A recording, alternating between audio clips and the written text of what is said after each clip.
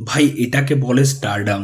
দেবদা খাদান সিনেমা দিয়ে বাংলা ইন্ডাস্ট্রিতে যেরকম তাণ্ডব দেখিয়ে দিল, যেরকম বক্স অফিস দেখিয়ে দিল মাস কমার্শিয়াল সিনেমা দিয়ে, সেটা জাস্ট অবাক করার মতো।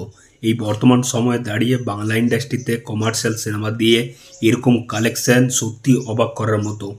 দেবদা কিন্তু এটা করে দেখিয়েছে ভাই, এটা দম লাগে সিরিয়াসলি। এটা একটা স্টারডামের দরকার, একটা ফ্যান ফলোয়িংয়ের দরকার, কারণ আরও স্টাররা করছে, তাদের সিনেমা কিন্তু সেরকম চলছে না। আজকে দেবদা এরকম একটা সাকসেসফুল খাদান দিয়ে সেটা কিন্তু প্রমাণ করে দিল। তো সিনেমাটা 18 দিনে, মানে সোমবারটা যদি নেই, সিনেমাটা 18 দিনে যেরকম কালেকশন করেছে সেটা মারাত্মক লেভেলের। দেবদা নিজে রবিবার পোস্ট করে দিয়েছে যে সিনেমাটা 12+, মানে 12 কোটি প্লাস কালেকশন করে দিয়েছে। এটা হচ্ছে net collection, pure net collection, gross collection কিন্তু না। এখন সিনেমাটা প্যান ইন্ডিয়াতেও রিলিজ করেছে এবং প্যান ইন্ডিয়াতেও সিনেমাটার মারাত্মক রেসপন্স।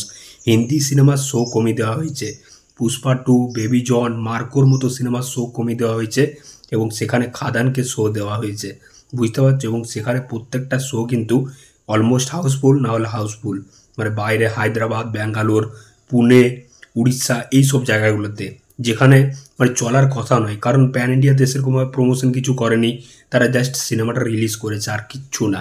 কিন্তু সেখানে যারা প্রবাসীরা আছে তারা কিন্তু খাদান দেখছে মারাত্মক লেভেলের। প্রত্যেকটা শো কিন্তু অলমোস্ট হাউসফুল যাচ্ছে। তো খাদান মানে পুরো বাংলাতে তো তাণ্ডব চালিয়েছে এবং প্যান ইন্ডিয়াতেও তাণ্ডব চালাচ্ছে। সিনেমাটা মানে রবিবার পর্যন্ত দেবদা নিজের ফেসবুক পেজে পোস্ট করেছে 12 কোটি প্লাস নেট কালেকশন করেছে। এবং যদি 18 দিনেরটা ধরি, তাহলে 18 দিনে সিনেমাটা কিন্তু প্রায় 15 কোটির কাছাকাছি কালেকশন করে দিয়েছে। তো খাদান সিনেমা আর 3 কোটির মতো কালেকশন করলে 2024-এ বাংলা ইন্ডাস্ট্রির সব থেকে বড় যে সিনেমাটা ছিল কালেকশনের দিক থেকে, বহুরূপী, তার রেকর্ড ভেঙে দেবে। তো বহুরূপী নিয়ে তখন প্রচুর লাফালাফি হচ্ছিল, একটা খাদান সব চুপ করে দিয়েছে। তো এটাই হচ্ছে একটা কমার্শিয়াল অ্যাকশন সিনেমার পাওয়ার, এটাই হচ্ছে একজন সুপারস্টারের পাওয়ার। যতই আতেল মার্কা আর্ট হাউসের সিনেমা আসুক, রেকর্ড করুক, সেগুলো কিচ্ছু না ভাই। একটা কমার্শিয়াল সিনেমা আসবে, সব রেকর্ড জাস্ট ঝড়ের মতো উড়িয়ে দিবে। তো অসংখ্য ধন্যবাদ জানাতে চাই দেবদাকে যে এরকম একটা সিনেমা ইন্ডাস্ট্রিকে দেওয়ার জন্য এবং বাংলাতে আবার কমার্শিয়াল অ্যাকশন সিনেমার যুগটা ফিরিয়ে আনার জন্য। এবং দেবদা নিজে পোস্ট করেছে খাদান সিনেমাটা 3 সপ্তাহ ধরে বুক মাই শোতে ট্রেন্ডিংয়ে চলছে, যেটা বাংলা সিনেমার ক্ষেত্রে রেকর্ড বলা চলে।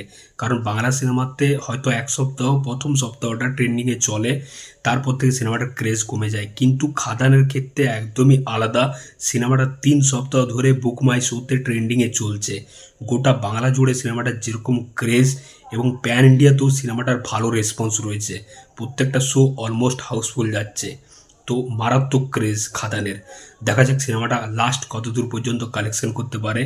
আমার মানে মনে হয় যেটা 30 কোটির মতো কালেকশন করবে খাদান।